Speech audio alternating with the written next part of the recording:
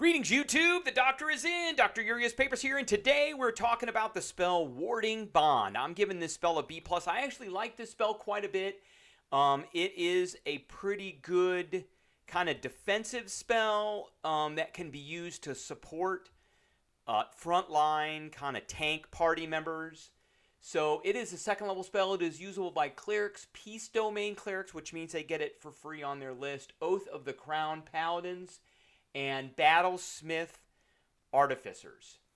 So it's a second level spell. It takes one action. There is no concentration for this spell, which is great. It is a verbal, somatic, and material component. It does have a material component that costs money, but because the entry does not say that it disappears, you can use that over and over and over again. It lasts for an hour, so you can keep this up for quite a long time.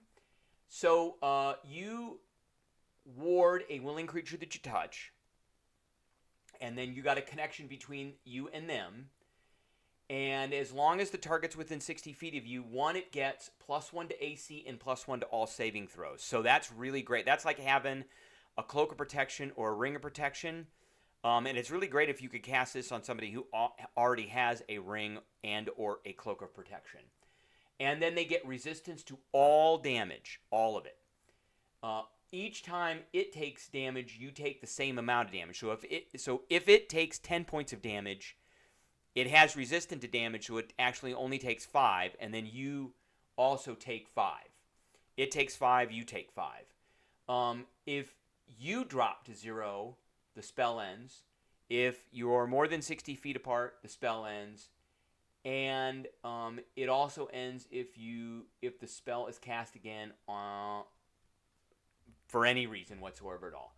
And then you can dismiss it again as an action. So now, at first, that doesn't seem great. It is giving resistance, but it's only as good as the number of hit points that cleric has. So there are ways to mitigate that for the cleric. Obviously, the cleric can heal themselves, or they can heal themselves and the target of the spell, and that healing basically counts as double hit points. The other way that this can be very beneficial is if the cleric has some levels of barbarian, and particularly bear barbarian. So while raging, you have resistance to all damage except psychic damage. Now, if you're raging, you're going to be casting any spells, unfortunately. But it gives you resistance to all damage except for psychic.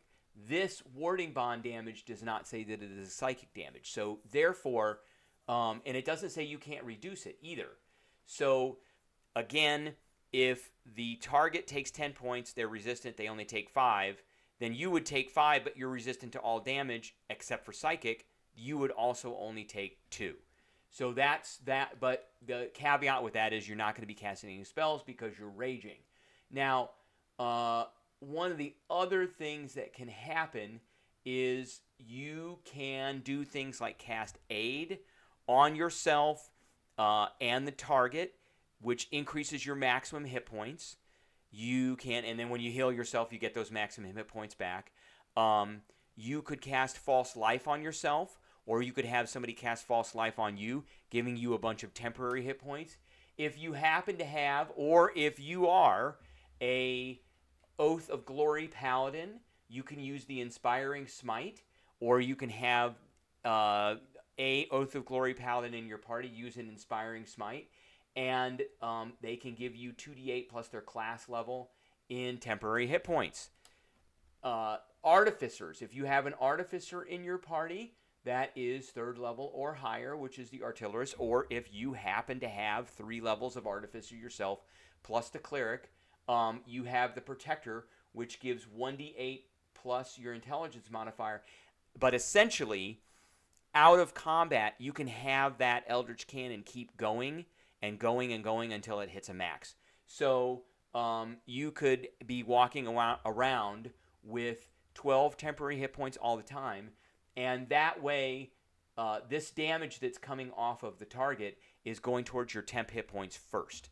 And remember, because you're taking only half of the damage that the total of the target is taking, so if they take 10, they take 5, which means you take 5, then essentially that those temporary hit points count twice. So all in all, I think this is a pretty good spell, and I think it can keep a frontline tank going for quite a while. And like I said, I give it a B+. Don't forget to hit that subscribe button. If you like this video, hit the like button. And if you have any questions or comments, please leave a question or comment, and I will catch everybody later.